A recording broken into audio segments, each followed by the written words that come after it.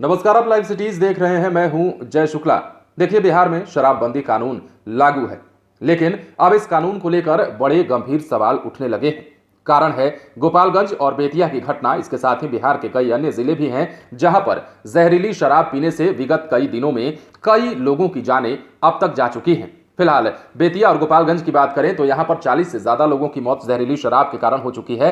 तो वहीं अब तेजस्वी यादव लगातार सरकार को आईना दिखा रहे हैं, सरकार की पोल खोल रहे हैं और सच्चाई बता रहे हैं। पिछले 2 दिनों से हम लगातार आपको तेजस्वी यादव के वो ट्वीट्स दिखा रहे हैं जिसमें वो सरकार पर तरह तरह की बातें कह रहे हैं, लेकिन अब उन्होंने एक वाजिब सवाल किया है, एक बड़ा सवाल किया है जिसका जवाब भी सरकार को देना चाहिए। सबसे पहले आप तेजस्वी यादव का ये ट्वीट देखिए अपने स्क्रीन पर, जिसमें उन्होंने लिखा है कि क्या ये सच्चाई नहीं है कि थानों से शराब की बिक्री हो रही है और कमीशन सरकार तक नहीं पहुंच रहा?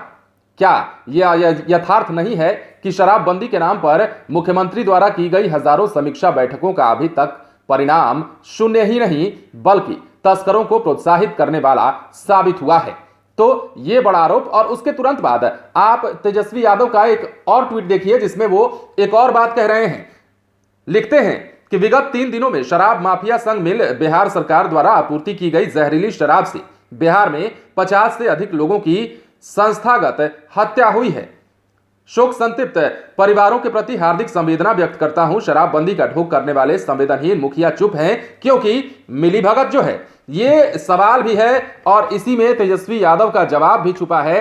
बड़ी बात उन्होंने सरकार को लेकर कह दी है और सरकार पर शराब माफियाओं के साथ मिलीभगत का बड़ा आरोप लगाया है और कह रहे हैं कि ये जो गोपालगंज और बेतिया में जो लोग मरे हैं जहरीली शराब के कारण, वो मरे नहीं हैं, उनकी संस्थागत हत्या की गई है। ये आरोप हत्या का वो सरकार पर लगा रहे हैं। और देखिए, ये सवाल वाजिब भी है तेजस्वी यादव का, सिर्फ नेता प्रतिपक्ष के नाते नहीं बल्कि बिहार की आम जनता भी इस बात को पूछना चाहती है, इस सवाल को पूछना चाहती है कि क्या बिहार में शराबबंदी कानून के लागू होते ऐसी सप्लाई को रोका नहीं जा सकता है जिससे कि लोग पी करके रोज जान को जा रहे हैं? ऐसे शराब के तस्करों पर पाबंदी नहीं लगाई जा सकती क्या? वैसे जहरीली शराब को बिकने से नहीं रोका जा सकता क्या बिहार में? ये सरकार के बाहर की बात है क्या? ये कई सवाल हैं जो कि एक आम आदमी के जहन में उठ रहे हैं और लगभग इन्हीं सवालों का जवाब तेजस्वी यादव ने दिया है और उसी में सवाल भी किया है, सरकार से पूछा है कि क्या सरकार के अफसरों की, सरकार के नेताओं मंत्रियों की संलिप्तता नहीं होती है, शराब माफियाओं से साठगांठ नहीं होता है? ये तेजस्वी यादव पूछ रहे हैं, जिसका जवाब क्या निकल कर आता है सरकार की तरफ से, सरकार के नेताओं और मंत्रियों की तरफ से, यह भी इंतजार का विषय है। लेकिन तेजस्वी यादव के इन दोनों ट्वीट को आप एक के बाद एक लगातार अपनी स्क्रीन पर देखिए।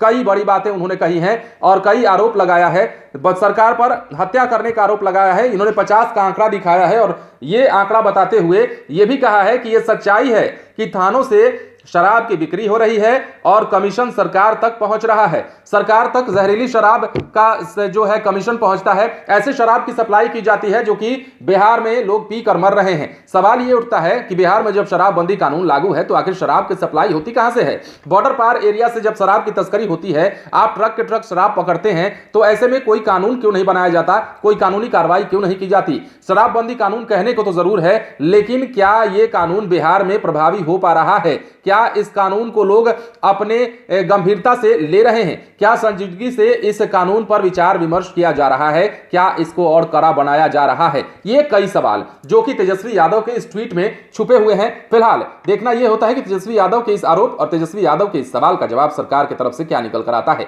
आप बने रहें लाइव सिटीज के साथ, तमाम खबरें आपको देंगे, लेकिन उसके लिए हमारे चैनल को सब्सक्राइब करें। अगर आप ये वीडियो फेसबुक पर देख रहे हैं तो पेज को लाइक करें, इसके अलावा ट्विटर पर जरूर फॉलो करें। धन्यवाद।